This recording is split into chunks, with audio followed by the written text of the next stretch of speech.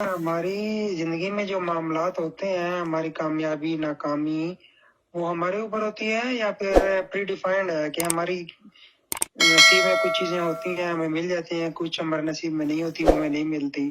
نصیب کا یا پھر اس میں ہمارا عمل دخل ہے، مجھے اس چیز کے سمجھ نہیں آتی۔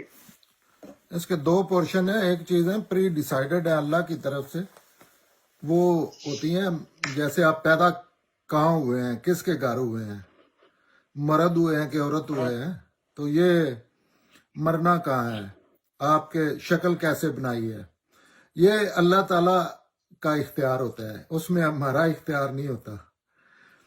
اور دوسری ساری اس دنیا میں رہنے بسنے کے لیے ساری چیزیں جو ہیں ہمارے اختیار میں ہوتی ہیں.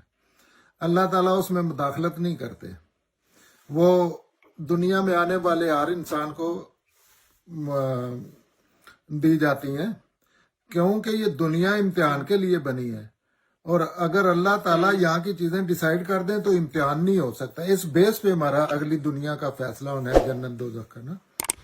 اللہ نے یہ نہیں پوچھنا کہ آپ پیدا کہاں ہوئے تھے، یا آپ کا رنگ کیا تھا، یا آپ کی شکل کیسی تھی، یا کس کنٹری میں پیدا ہوئے تھے. تو یہ تو ہمارے اختیار میں نہیں ہے، اسی لیے نہیں. باقی جتنی چیزیں ہیں اس دنیا میں، سٹرگل، مقدر بنانے، یہ سارا کچھ ہم خود کرتے ہیں.